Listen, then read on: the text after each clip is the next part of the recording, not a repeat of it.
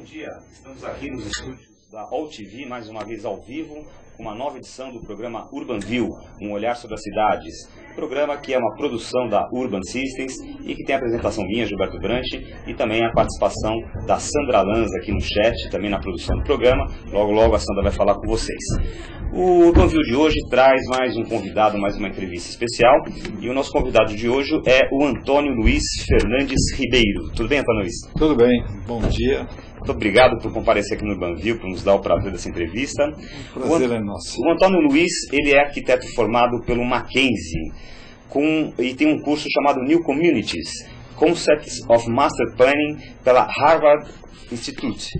Ele é diretor da AIC Arquitetura e Urbanismo. E hoje a gente vai falar sobre desenvolvimento sustentável de cidades, sobre desenvolvimento urbano, um tema que a gente tem trazido bastante aqui no Urban View. Várias opiniões, várias personalidades têm dado a sua contribuição aqui no programa. Afinal de contas, as cidades são organismos vivos. Elas crescem e se desenvolvem sem cessar, na verdade sem pedir autorização, né? Elas vão crescendo em ondas defagadas pelos mais diferentes fatores, né? E o bom momento econômico brasileiro acelera mais ainda esse movimento, e as cidades não conseguem se reorganizar antes do próximo fluxo de transformações. Então, o poder público ele não consegue acompanhar o próprio desenvolvimento das cidades e elas vão crescendo organicamente, né? Então, isso vai criando esse desenvolvimento desordenado, sem planos para viabilizar um futuro satisfatório para todos os cidadãos.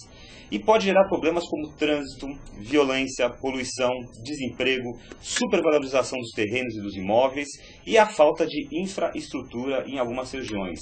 Quem vive nos grandes centros como São Paulo, por exemplo, conhece muito bem todos esses problemas, né? Quando a gente fala da falta de infraestrutura, a gente logo vem o exemplo do próprio metrô, né? Que nunca acompanhou, está longe de acompanhar o crescimento de São Paulo, algo tão necessário em termos de infraestrutura de transporte. Então, como lidar com essa situação? Nessa edição do Urban View de hoje aqui, a gente vai entender e explorar um pouco mais esse cenário, e para isso a gente escolheu como nosso olhar da semana o seguinte tema: desenvolvimento urbano. É possível criar bairros e cidades mais equilibrados? A gente quer debater, entre outros temas, aqui com o nosso convidado, como criar bairros e cidades planejadas, como os poderes públicos e privados se relacionam nessa empreitada de desenvolvimento urbano, e o que o Brasil pode aprender com exemplos de outros países. A Sandra Lanza já está aqui ao meu lado para conversar com vocês. Sandra, bom dia. Pois é, Apostos. Bom dia, tudo bem? Tudo bem, e você? Bem-vindo, tudo ótimo. Bem-vindo também entrevistado. E bom dia, boa tarde, boa noite. Como é de praxe aqui na All TV e no Urban View. Estou aguardando aqui, como o Gilberto disse, a sua participação via chat. Se você estiver nos assistindo via On Demand, via site da Urban Systems, é muito simples. Toda terça-feira, meio-dia, você pode se conectar aqui na All TV, www.alltv.com.br. de qualquer lugar do planeta, é só ter acesso à internet, fazer um cadastro, seu login e participar ao vivo com seus comentários aqui com a gente. Convido você também a participar do nosso Twitter, www.twitter.com/urban_systems. Estou aguardando a sua participação.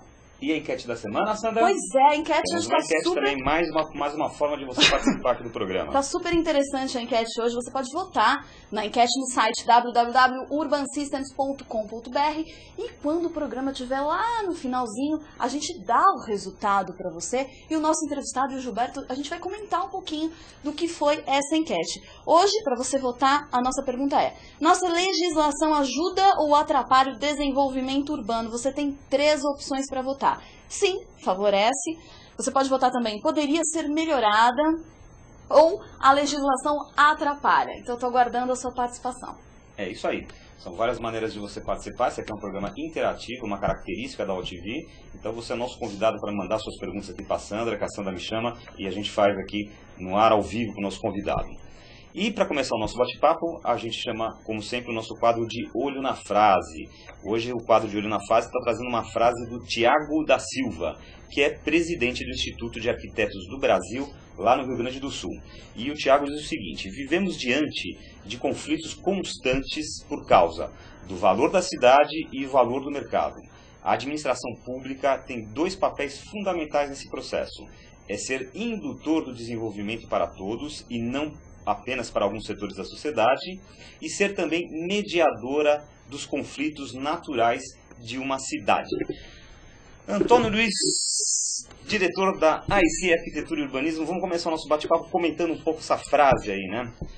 Do Tiago, quer dizer, ele fala que a administração pública deveria ter dois papéis fundamentais nesse processo. De um lado, ser indutor do desenvolvimento e também ser mediadora dos conflitos naturais de uma cidade. É isso? Você concorda? Eu concordo. Ele deve estar preocupado, como todo mundo, com a diversidade. Porque a parte de desenvolvimento que as empresas de negócios procuram é sempre classe média e a classe alta. Para a classe menos favorecida, não existe um projeto de urbanismo. O que existe são processos de construções de unidades residenciais, às vezes longe do trabalho, do eixo da cidade, da vida da cidade, né? E isso cabe ao município, ou ao Estado, ou ao governo federal cuidar. Então, daí que a gente precisaria ter a legislação mais tranquila para poder resolver esse problema de habitação popular e de integração dessas classes com renda menor dentro da cidade. Você acredita que falta sincronia, que falta integração entre os poderes públicos municipal, estadual e federal nessa questão da habitação e do desenvolvimento urbano? Com certeza, falta bastante. Quer dizer, e não é só em São Paulo, em qualquer lugar a gente sente que as políticas são bem diferentes e não tem uma sinergia nessas políticas, né?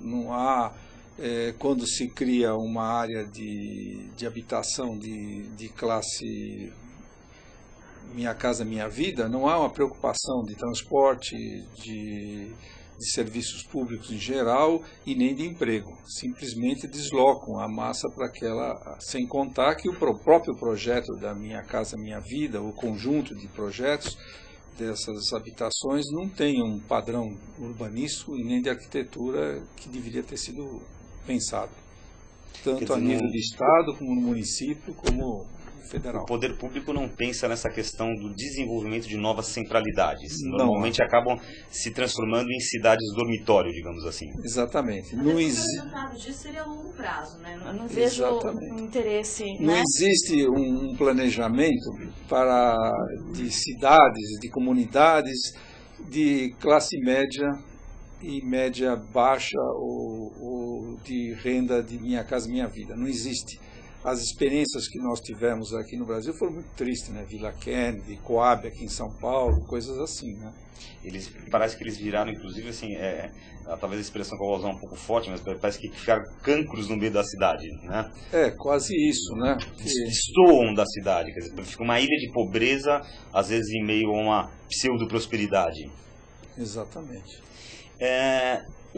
Umas questões que a gente tem abordado bastante aqui no programa e a gente queria saber da tua opinião é justamente essa questão das classes menos favorecidas, elas vão sendo, pela carência de terrenos no grande centro urbano, aí pela valorização consequente dos preços. As classes menos favorecidas elas vão sendo jogadas cada vez mais para as periferias, né?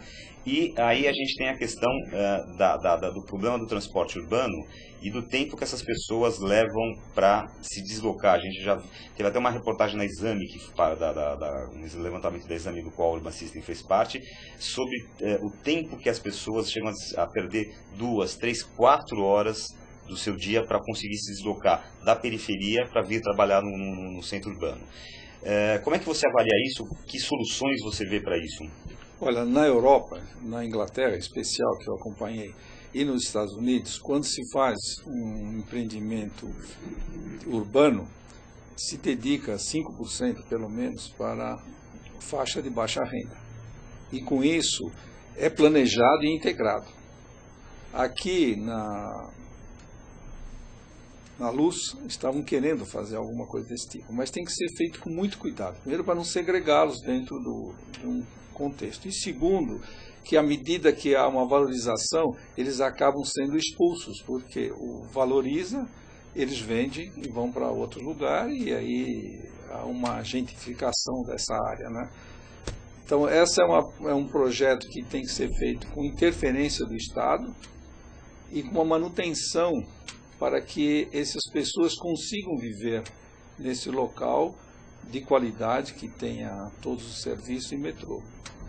Porque isso é que garante a segurança do local, por incrível que pareça, né? A Jane Jacobs já falava disso, quer dizer, a diversidade que é o segredo de tudo. Então a gente acha que nesse novo milênio o que vai resolver o problema da segurança é a diversidade de renda, diversidade de uso e principalmente a diversidade de renda. Ou seja, é o que não acontece hoje, por exemplo, no centro da cidade de São Paulo, né? Não acontece. Onde você tem uma intensa movimentação durante o dia e quando você vai lá e à noite o negócio está deserto, não tem ninguém. Exatamente. Ou na Paulista, né? A Paulista sobrevive um pouco, né? A Paulista ainda tem a sua vida porque tem 2 bairros residenciais ao lado. Aquela vista ali.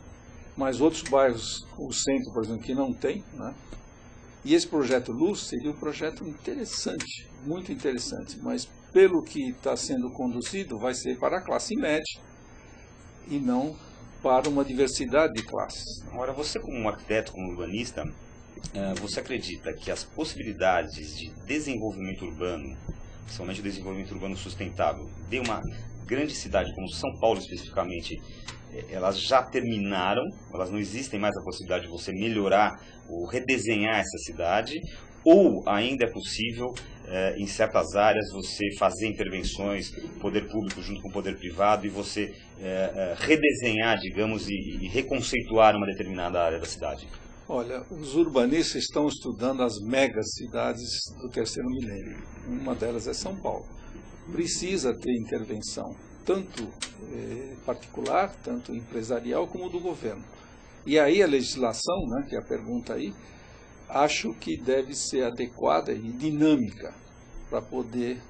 E tem que perder um pouco do preconceito do investidor público, e o investidor público tem que aceitar mais a participação da opinião pública, do setor privado e uma interligação entre eles para poder planejar uma cidade. Eu acho perfeitamente viável. As cidades podem ser perfeitamente adequadas. Temos experiência disso. Que áreas você acredita numa cidade como São Paulo que poderiam ser objetos de um redesenho urbano?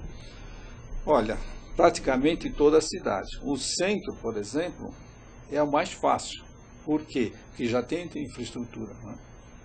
Infraestrutura da maneira mais geral possível. Água, luz, gás, transporte público, metrô. Exatamente. É só questão de tem política pública. E ter gente que gosta de São Paulo, fazendo projeto. Né? Tem que ter gente que gosta da cidade, que admire a cidade, que queira que a cidade seja boa. Nós temos um exemplo que está acontecendo na Vila Leopoldina, né? Que era uma área de galpões, as indústrias foram embora e ficaram lá durante muito tempo, subutilizados, e agora está de uma maneira desordenada crescendo. Né?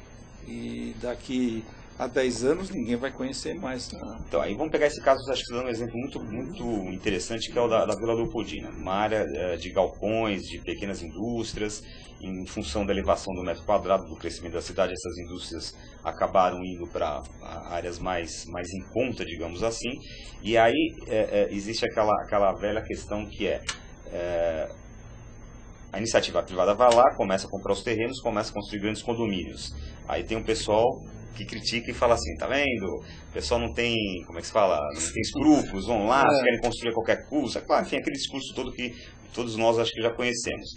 Por outro lado, tem o poder público que aparentemente não está fazendo nada e está autorizando construção lá. Quer dizer, falta realmente essa relação melhor, mais bem estruturada entre o poder público e o privado nesse tipo de empreitada, por exemplo. No caso da Vila Leopoldina, vai lá, a iniciativa privada começa a construir condomínio, quer dizer, o poder público está vendo ali rua, etc e tal, está organizando esse crescimento ou não existe esse planejamento urbano? Não existe. Ele tem a legislação, né? Essas empresas aproveitam a legislação e constroem aquilo que bem entende, que o mercado aceita, que é bom para eles, né? E está indo, e vai. E é uma necessidade, é uma demanda grande. Então, não existe uma relação entre o poder público e essas empresas e o poder privado. E não existe um terceiro elemento que deveria participar, que é a sociedade. Então, essa é uma outra questão muito interessante que você está colocando. Será que boa parte da culpa do que está aí é da própria sociedade civil que não se organiza, não se manifesta, aquele exemplo que a gente já também citou aqui no Brasil, quer dizer, a pessoa já não quer participar nem da reunião de condomínio do prédio dela, porque acha uma chatice, que dirá participar de uma audiência pública. A sociedade civil tem uma parcela de culpa grande nisso? Não é cultural, né? Isso não é cultural, porque o ser urbano é blasé, ele é acomodado, você vai andando pela rua, você vê o lixo acumulado, você vai acostumando com a caçamba, com carro na contramão, a gente acostuma com tudo. Então ele precisa ser chacoalhado para participar.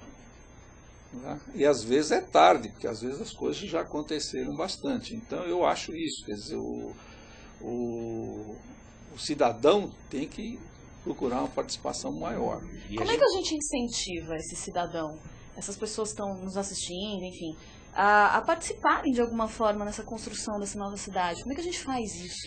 Tem muitas cidades, é audiência pública, mas as audiências públicas aqui são feitas na Câmara Municipal de uma maneira assim, sem pouca divulgação. Então, deveria ter mais divulgação, órgãos, sei lá, OAB, IAB, outras poderiam arregimentar, formar comitês, porque a prefeitura tem um comitê desse pessoal.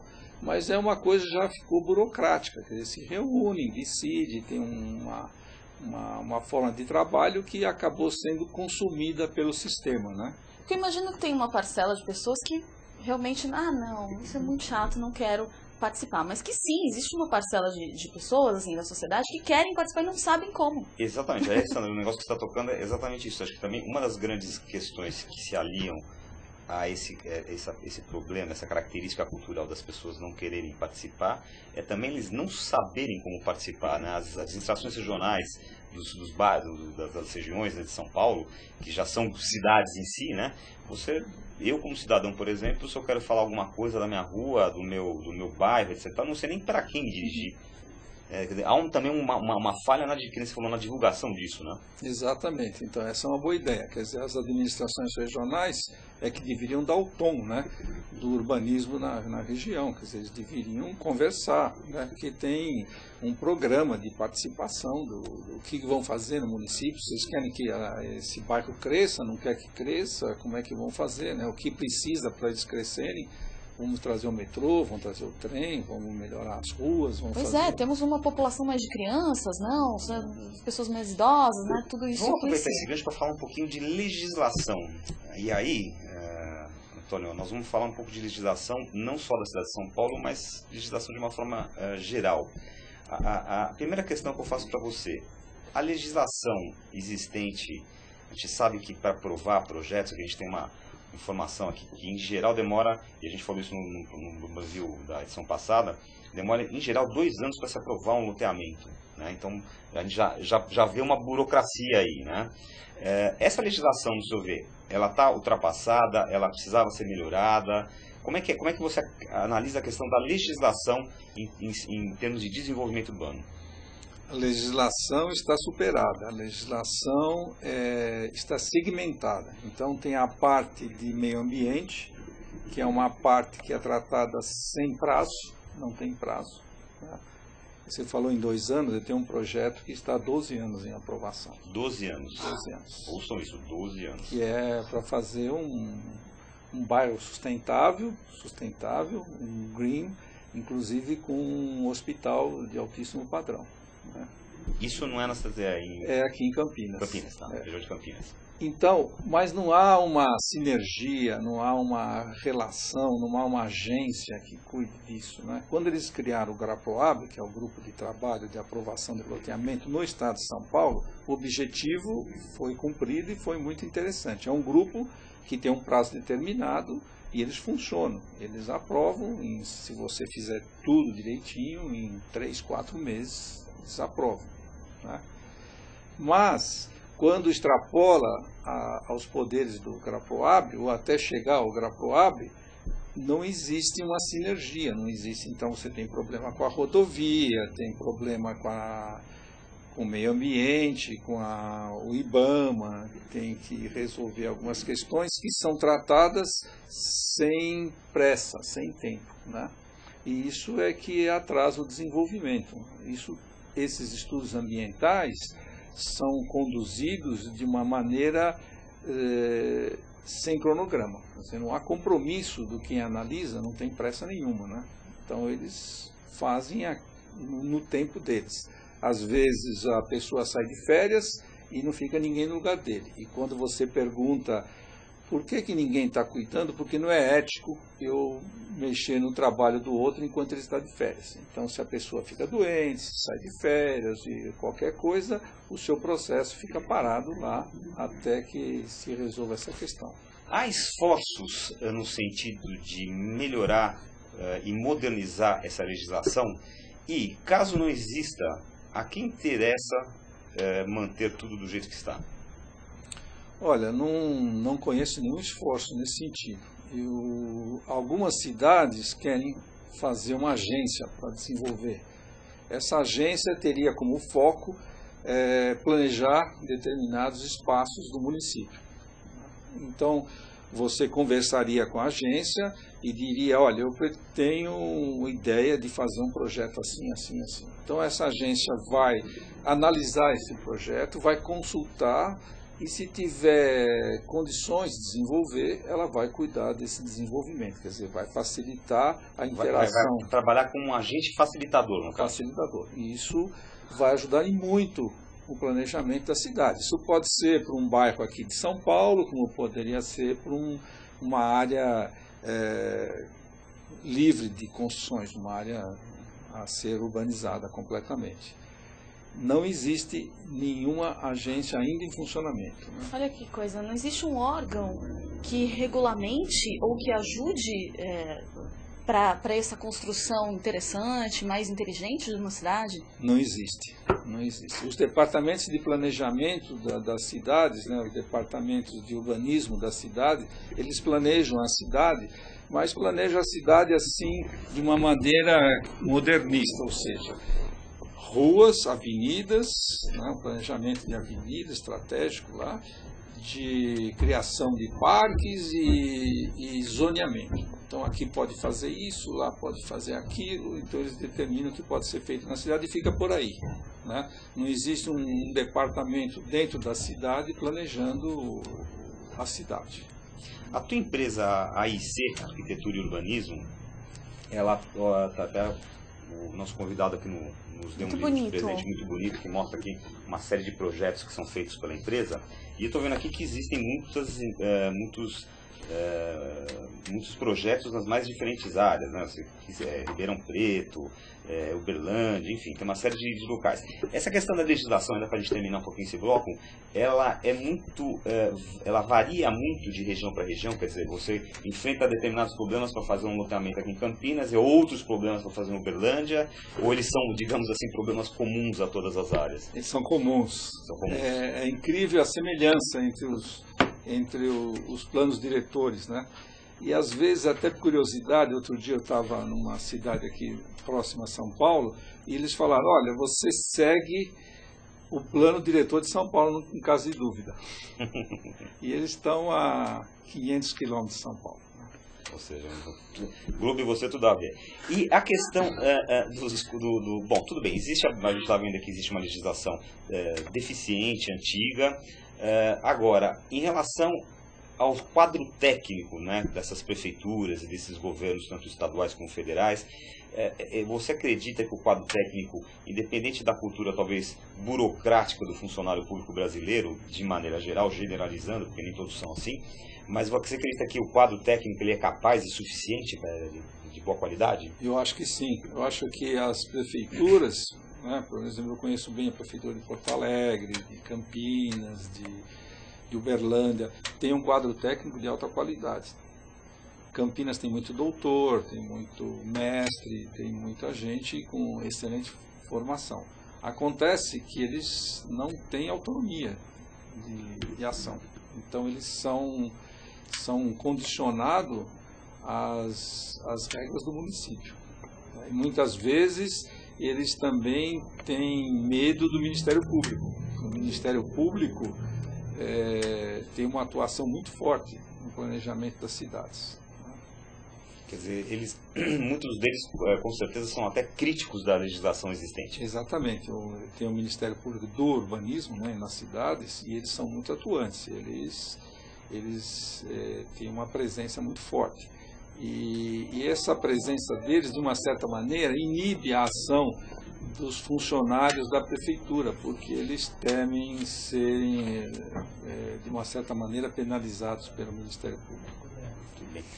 Nós estamos conversando no UrbanView de hoje, para você que está chegando agora, nós estamos aqui batendo um papo com Antônio Luiz Fernandes Ribeiro, diretor da AIC Arquitetura e Urbanismo. Então agora nós vamos sair um pouquinho da questão da legislação e vamos falar da grande especialidade do Antônio Luiz, que é o planejamento, né, planejamento urbano, desenvolvimento de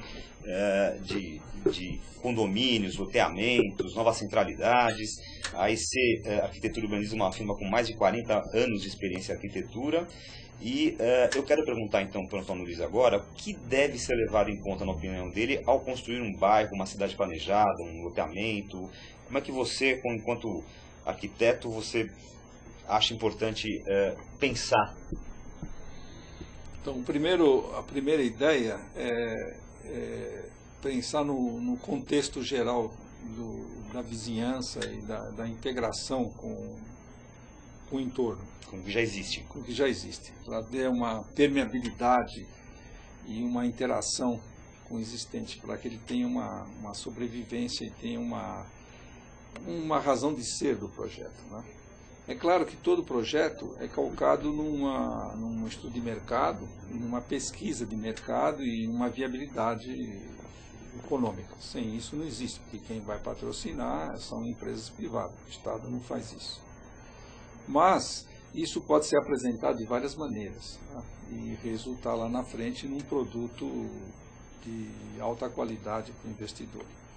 Então, a gente se preocupa com o entorno, com as qualidades da área, nos recursos da área, e para o projeto, o mais importante, como eu disse, é a diversidade. Diversidade de uso e diversidade de renda. Isso é que vai dar a dinâmica do projeto. Nós estamos muito interessados sempre na dinâmica do bairro. O bairro tem que ser socialmente justo, e sendo socialmente justo, ele é seguro, e ele vai sempre ter qualidades. Agora, é um desafio gigante, imagina você que está nos assistindo, você planejar uma grande área urbana, uma nova centralidade que envolva comércio, residência para as classes econômicas diferentes, escritórios, serviços, indústria, tudo integrado com paisagismo, com soluções de mobilidade urbanas eficientes. Quer dizer, é uma questão também assim, é extremamente multidisciplinar esse... Exatamente. Planejamento urbano é uma atividade multidisciplinar. E a gente tem que ter a humildade de não achar que sabe tudo e consultar todos os envolvidos no processo. E principalmente ouvir com muita atenção as pessoas que influenciam a região, né? Os moradores, os negociantes, os comerciantes, a escola. A gente tem que ouvir todo mundo, e os engenheiros que trazem os problemas de infraestrutura, e os ambientalistas que trazem os problemas da perenidade da área que a gente está usando. A gente tem que preparar a área não para nós, mas para as próximas gerações. Então tem que ter essa consciência de sustentabilidade no sentido mais amplo. Sustentabilidade de paisagismo, de vegetação e também a social. Muito bem. E o Antônio Luiz estava contando para mim aqui antes de começar o programa que o escritório dele é membro de uma associação chamada National Charrette Institute, que é essa associação, acho que não vai dar para ver aqui com a câmera, mas eu queria que ele contasse um pouquinho para a gente, que é muito interessante, como é que é esse processo do charrette, como é que se originou isso, como é que vocês usam no teu escritório isso daí? A primeira vez que eu ouvi essa palavra, que foi quando vieram para o Brasil alguns escritórios de urbanismo que nós trabalhamos juntos. E eu fui lá no dicionário, charrette é charrette, em francês. Literalmente a charretezinha, aquela que você colocava na frente. E aí eu fui atrás, e é o seguinte, na Escola de Belas Artes, na França, no começo do século XX, né, final do século XIX, os estudantes faziam o trabalho e, como todos os estudantes, tinham um prazo determinado. E se não entregasse naquele prazo, eles perderiam a nota. Então, no fim do dia, o bedel passava com uma charrette, um carrinho, e eles jogavam os trabalhos lá. Então, era uma coisa que tinha que ser feita com prazo determinado, com desafio e com uma velocidade e com bastante criatividade. Então, aí, alguém lá que estudou na França voltou para os Estados Unidos e levou essa cultura para os Estados Unidos. Então, essa cultura hoje é muito séria, tem muito livro, tem um instituto, eles dão cursos lá. O meu pessoal fez curso em Harvard dessa matéria de charrette. Então, o que é basicamente charrette? Nós fazemos uma pré-charrette, nós vamos ao local, coletamos todas as informações, todos os dados, fazemos reuniões com as pessoas envolvidas, com pessoas que moram, os investidores, pessoas da prefeitura, pessoas de mercado imobiliário e pessoas de meio ambiente. Coletamos todas as informações, trazemos para o nosso escritório, desenvolvemos essas informações, catalogamos e aí nós levamos uma equipe para o local.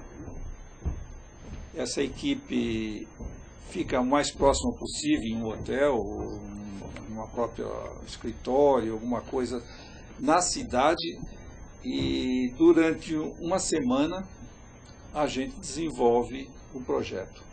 É como se fosse uma imersão.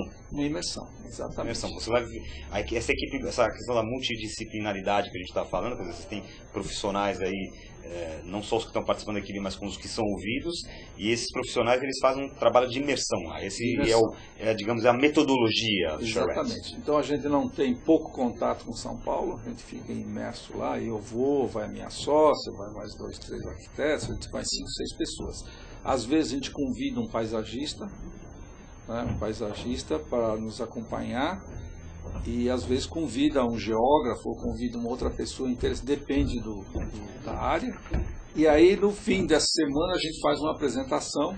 Essa apresentação é um projeto esquemático, mas tem todas as informações do conceito que vai ser desenvolvido lá. A gente apresenta uma tabela de áreas, apresenta uma montagem sobre foto do Google e apresenta todas as características do conceito que vai ser desenvolvido dali para frente. Quer dizer, essa é como se fosse a pedra fundamental do projeto. Exatamente. Onde o investidor, quem está patrocinando aqui, ele vai poder fazer essa análise e tomar suas decisões. Quando não existe uma pesquisa, que às vezes o investidor faz uma pesquisa profunda, né?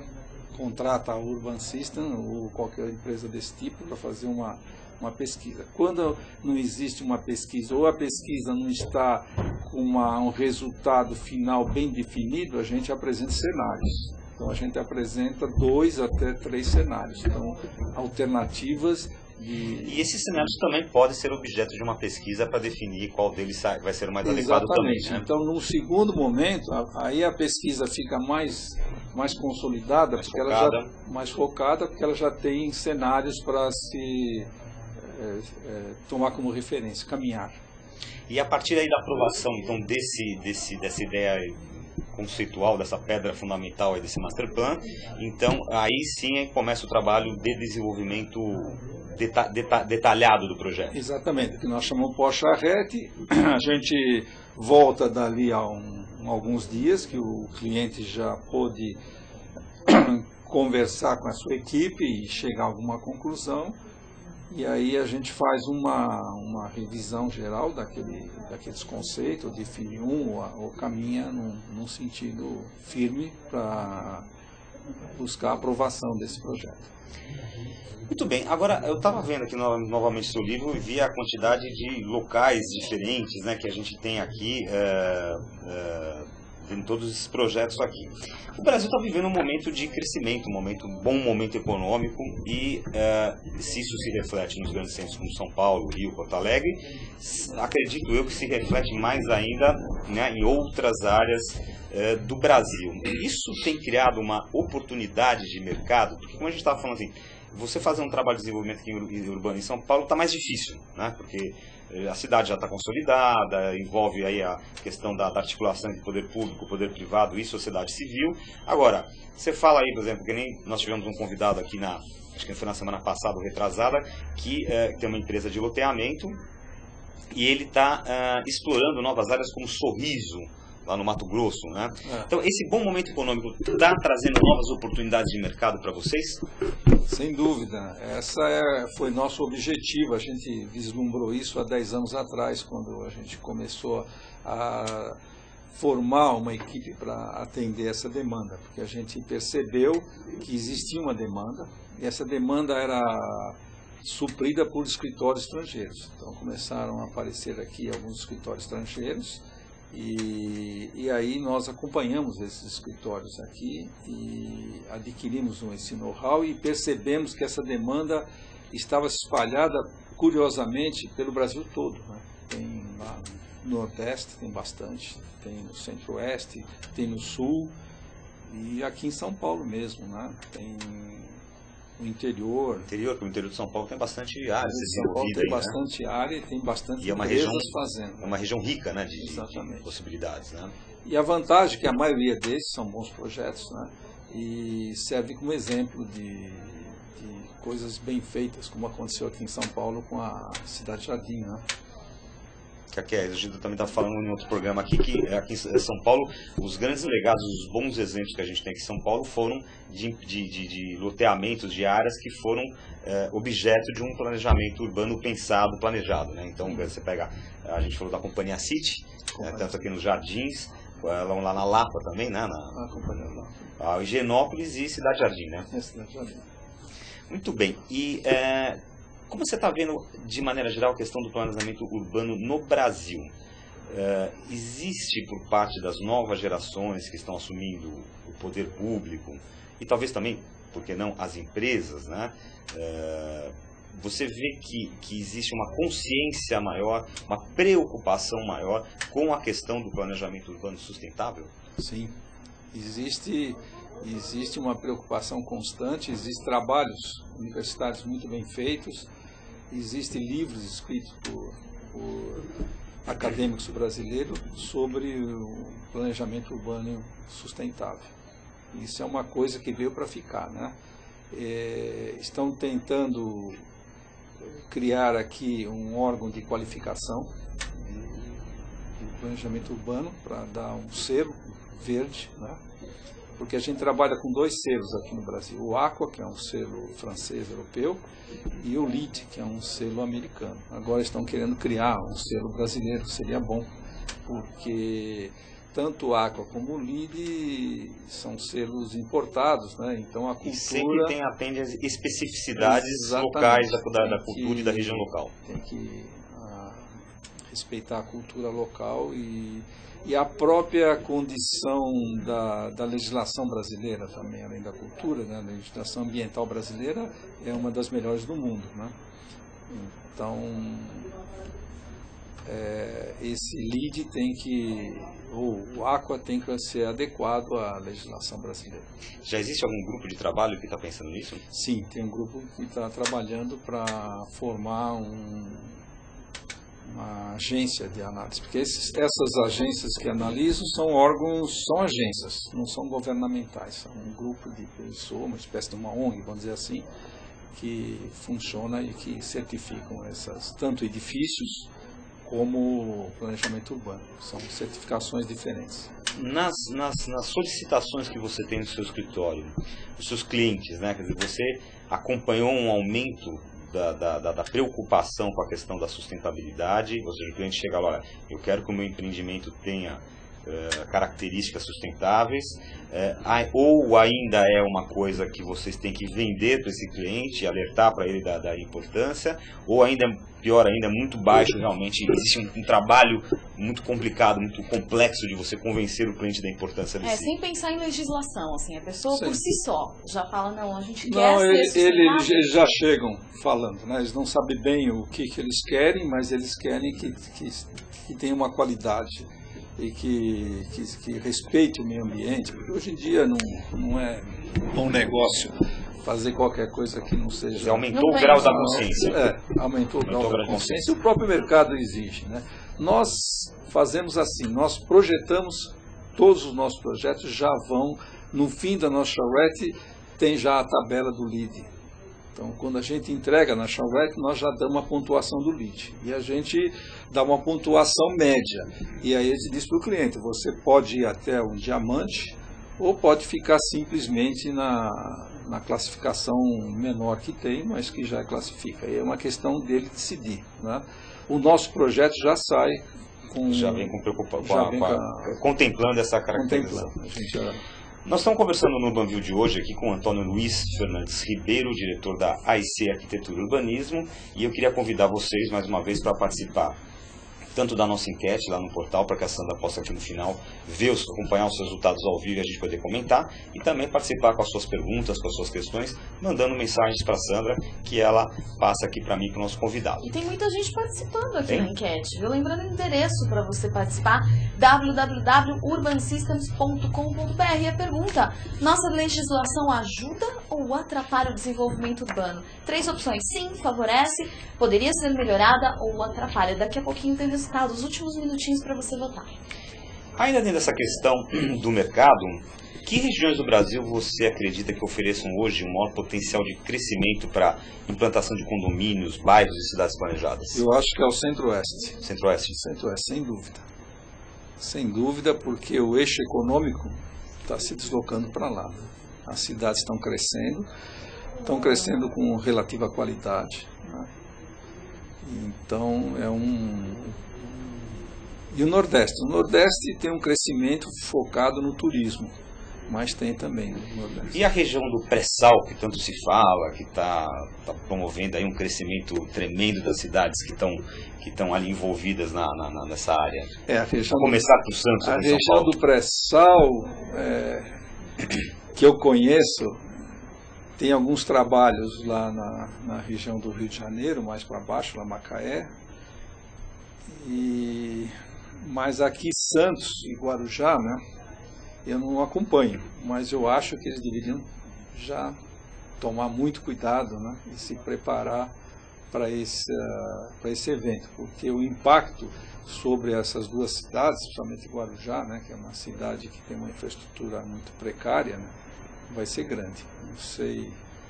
A relação de administração entre Guarujá e cidades são bem diferentes, né? São cidades completamente diferentes. Mas o impacto do pré-sal vai ser muito grande no Guarujá, mais que em Santos. E eles devem se preocupar com isso. Ou seja, surge aí uma oportunidade de melhor articulação entre o poder público, a iniciativa privada e a sociedade civil, para não deixar que esse desenvolvimento se dê de maneira desordenada e daqui a 20, 30, 40, 50, 100 anos você olhe para trás e lamente o que aconteceu com a cidade. Vai acontecer que nem a indústria automobilística em São Bernardo, né? Criou uma cidade grande, cheia de problemas, e não sei o quê, e de benefício, a cidade, como cidade de São Bernardo, não ganhou nada. E pior, essas indústrias automobilísticas estão saindo desses lugares. Estão saindo. Aliás, uma pergunta que surgiu agora, o que vai acontecer na hora que essas empresas saírem dessas cidades? A cidade tem que se reinventar, né? E não é difícil a gente planejar uma reinvenção da cidade. Como um organismo vivo, a cidade vai se adaptando, é isso? Porque, inclusive, em termos de perda de arrecadação também de impostos, porque essas cidades, por exemplo, agora do grande ABC aqui em torno de São Paulo, são cidades que têm uma arrecadação muito boa em função dessas indústrias. E com a natural movimentação dessas indústrias para outros locais, perde-se também essa arrecadação. A cidade tem que se reinventar para serviços, porque São Paulo se reinventou, que é uma capital econômica de serviços fantástica, né? mas essas outras cidades têm que se reinventar para serviços, para criar oportunidades para a cidade. Então, cabe aos planejadores olhar a cidade uns 20 anos para frente e fazer um caminho inverso para poder reinventar a cidade. Muito bem. Que exemplos bem-sucedidos de planejamento urbano você vê hoje no Brasil? Se gostaria que você citasse alguns casos de sucesso, comentasse, inclusive se for seu escritório também, sem problema. Áreas onde estão acontecendo, ou acabaram de acontecer intervenções em termos de desenvolvimento urbano, de requalificação, qualquer coisa que aconteça. Existe um exemplo muito interessante que em Santa Catarina chama-se Pedra Branca, que é um núcleo urbano, uma pequena cidade que está se desenvolvendo, altamente sustentável, dentro dos parâmetros do novo urbanismo, que ela foi produzida pela escritório da DPZ, que é uma empresa que desenvolveu o conceito do novo urbanismo nos Estados Unidos. Então, essa hoje é o melhor exemplo. Uma cidade que está crescendo de forma planejada, sustentável, com diversidade, com todos os conceitos contemporâneos de urbanismo, né? Ela foi feita em cima do que eles chamam de novo urbanismo, que é um conceito de urbanismo que veio depois do modernismo e que tem algumas críticas porque ele se baseia nos conceitos do fim do século XIX, das cidades agradáveis que tinha na Europa. Então eles trazem um pouco daquilo que tinha na Europa para a América, né, em geral. Mas lá foi aplicado esse conceito. A cidade não é uma cidade europeia, é uma cidade brasileira, com as características brasileiras. Mas o arranjo urbano é muito bom e é o melhor exemplo que nós temos em São Paulo, só para quem não conhece Pedra Branca, surgiu esse projeto todo, está sendo em troca do quê? Em função do quê? Por que Pedra Branca? Bom, porque eles tinham, um grupo de investidor, um grupo industrial forte lá no Santa Catarina, eles tinham uma área, nessa área eles tinham uma universidade, e aí eles resolveram fazer um loteamento. Então tinha uma universidade com loteamento, o que não é grande coisa, todo mundo faz. Mas aí eles importaram essa empresa de projeto, a DPZ, e essa empresa desenvolveu um plano diretor de ocupação dessa área com diversidade de uso e de renda e de serviços e criou um código. Eles criam um código, eles desenvolvem um código de comportamento, né, das arquiteturas, do progresso dessa cidade, e ela sustentável, ela foi visitada pelo Bill Clinton, ela tem prêmios de sustentabilidade. E ela está sendo bem recebida e bem absorvida pelo mercado? Olha, lá tem uma fila de turistas de negócios, quer dizer, existe todo mundo do ramo, né, de projeto, de negócios imobiliários, de engenharia, de urbanismo, já passou por lá, já foi lá, já conversou com eles são muito simpáticos, são muito acessíveis, já visitou, então é realmente um exemplo, um sucesso. Mas é também um sucesso de vendas, digamos? Sim, comercialmente? É um sucesso de venda. O que mostra que o público, o consumidor, o comprador, ele não ele não é bobo, ele se interessa quando ele vê um projeto bem resolvido, bem equilibrado, bem feito, tem efetivo retorno financeiro nisso. Então, esse pessoal da DPZ tem alguns projetos nos Estados Unidos. E nos Estados Unidos tinha aqueles projetos virados ao golfe. E eles fizeram o primeiro projeto que não tinha golfe, que era uma cidade planejada, com essa diversidade, com essa amenidade, com essa interação entre as pessoas. E o que eles perceberam ao longo dos anos é que as propriedades nessas cidades tinham 30%, 40%, 50% mais valor que aquelas ligadas ao golfe. Então, aquela ideia de que você tem uma casa de frente para o golfe não é tão bom investimento do que você ter uma casa no Seaside, que é esse primeiro projeto de sucesso que a DPZ fez, que já tem 25 anos. Aliás, você está aqui citando esse exemplo da DPZ, que é um escritório americano, né? Americano, de arquitetura e urbanismo. E o Paulo Taquito, até sócio-diretor da Urban Systems, tinha me pedido aqui, me mandou um e-mail pedindo para perguntar para você como é que você vê a recente aterrissagem de escritórios de urbanismos estrangeiros no Brasil. O que eles buscam por aqui e o que temos a ganhar é aprender com os profissionais e as experiências dos outros países. Mas vamos começar primeiro, como é que você vê essa, segundo o Paulo, recente aterrissagem de escritórios de urbanismo estrangeiros no Brasil? Olha, eu vejo com bons olhos, porque eu acho que é uma maneira de a gente aprender a prática profissional, porque eles realmente têm uma prática profissional. Eu fiz entre 12 a 14 charretes com escritórios estrangeiros. Fiz com escritórios ingleses, 4 ou 5, e alguns os outros americanos. Todos eles tinham uma tremenda dificuldade de absorver a nossa cultura. Principalmente a legislação. Né? Então a gente, para facilitá-los, a gente traduzia as coisas, mandava para lá, para aquela pré-charrete, a gente fazia a pré-charrete aqui com eles, depois fazia a charrete com eles. E as terminologias também, né? Do Exatamente. Brasil, patente, deve ser uma coisa bem... Exatamente. Né? Assim, a gente até comentou disso em alguns programas de troca de profissionais com outros países e realmente deve ser bem complicado. Então, a gente acha que é positivo, acho que eles não vão ter muito trabalho aqui se eles não se firmarem aqui. Eles vêm, voltam.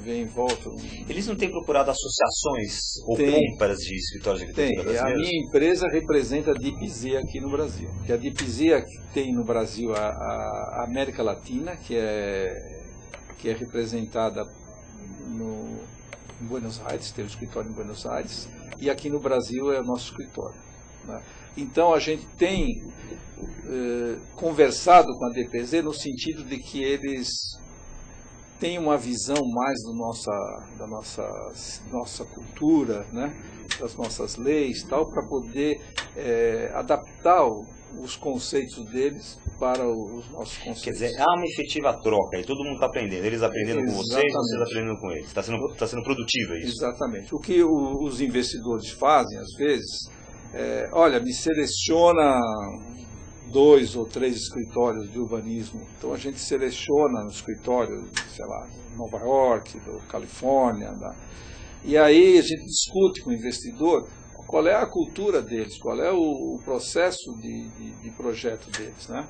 E aí eles escolhem 1 ou 2, às vezes vem aqui faz uma charrete e não dá muito certo, porque às vezes também não dá certo. Vem aqui, faz a charrete aqui, fica aqui uma semana, e depois quando volta não é viável, não fecha a conta, né?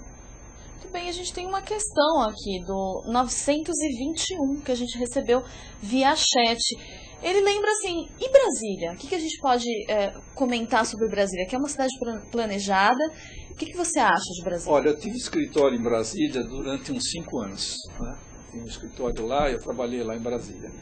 Brasília é uma cidade, em termos de planejamento, é uma cidade modernista, um projeto modernista. Só tem Brasília e uma na Índia, Chandigarh, que foram projetos modernistas que se realizaram. Bom, Brasília foi feito para a classe média e classe média alta, tanto é que a população mora nas cidades satélites. Cidades satélites que eram para ser demolidas, que eram de madeira, que eram proibidas a construção de alvenaria, e no fim teve que ser revertida. A realidade ele tomou conta da... Hoje tem metrô que leva para cidades satélites. Então, a população de média renda vive nas cidades satélites, não em Brasília, né? Então, média e baixa renda vive nas cidades. Média e baixa renda vive nas cidades. De um pouco de média alta para cima vive no plano piloto. No plano piloto. Quer dizer, foge um pouco na Asa do que Sul, você... que é chique, e depois na Asa Norte. Foge um pouco do que você comentou no início do programa, né? Que a diversidade é o que faz a coisa acontecer. Essa é uma escola ultrapassada? Existe, porque existem livros falando disso. Existem os órfãos do modernismo, né? E tem um escritor, um arquiteto americano chamado Michael Sorkins, que escreveu que o urbanismo estava no seu dead end, acabou o urbanismo, porque ele é modernista, né? Porque ele estava discutindo uma reunião que teve em Harvard referente a uma palestra que aconteceu em Harvard em 56, junto com o último Congresso de Arquitetura Moderna.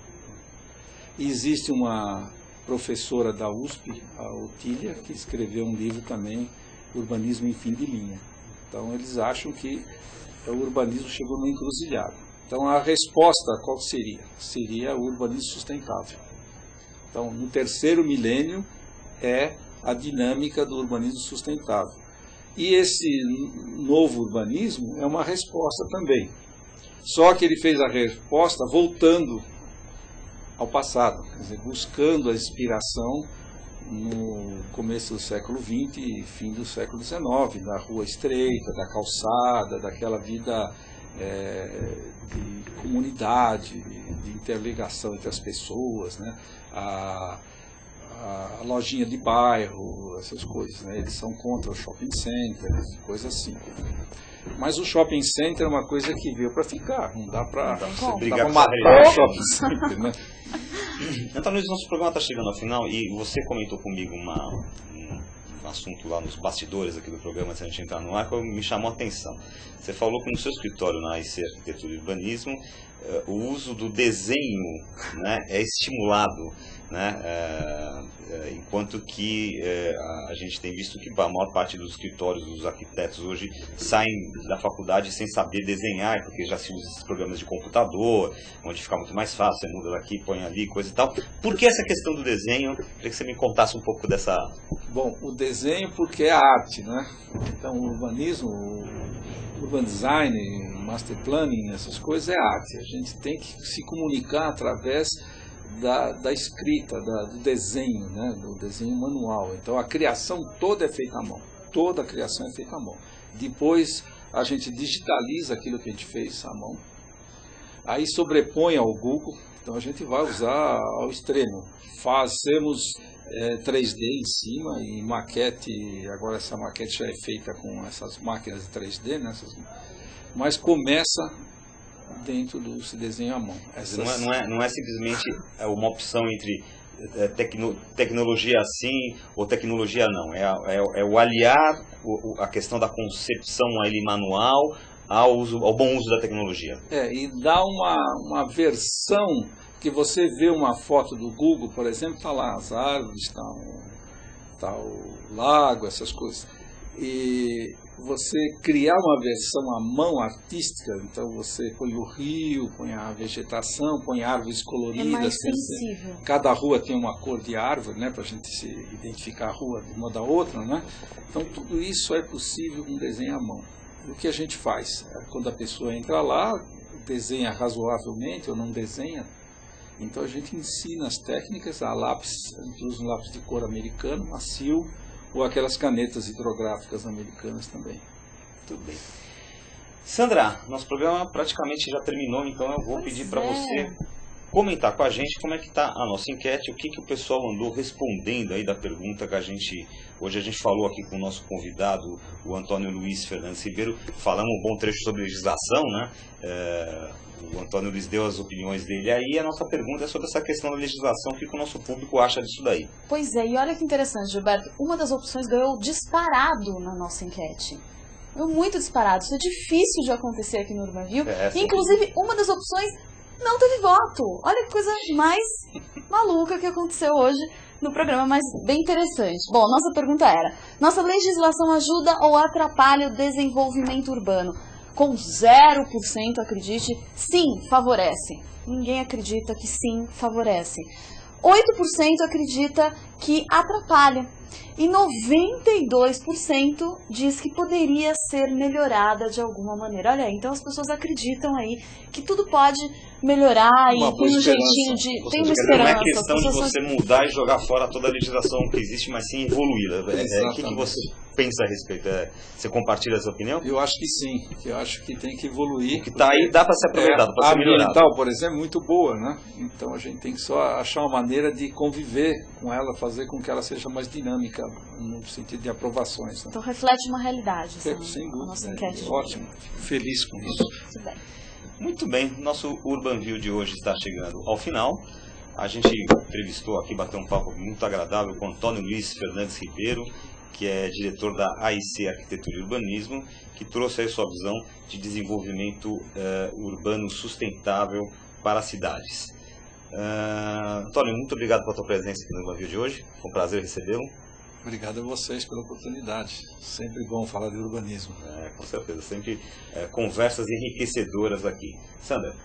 E obrigada a você que participou com a gente toda terça-feira, lembrando você que está nos assistindo on demand toda terça-feira, meio-dia, aqui na UltiV. Quer mandar e-mail pra gente? Quer mandar sugestão pra gente aqui do Urban View? Vou passar meu e-mail para você, sandralanza@urbansystems.com.br. Quiser mandar sugestão pra gente, com certeza é muito bem-vinda. E até semana que vem, com mais um super entrevistado, uma super entrevista aqui para vocês. Exatamente, sua participação sempre será bem-vinda. Lembrando que você pode acompanhar o programa do Antônio Luiz sob demanda depois, tanto no portal da Urban Systems, como no canal da Urban Systems no YouTube. É só você entrar lá e você pode ver esses e todos os outros programas que a gente tem produzido aqui. Então, eu deixo um abraço para vocês. Até terça-feira que vem, meio-dia, com mais uma edição ao vivo do Urban View. Até lá.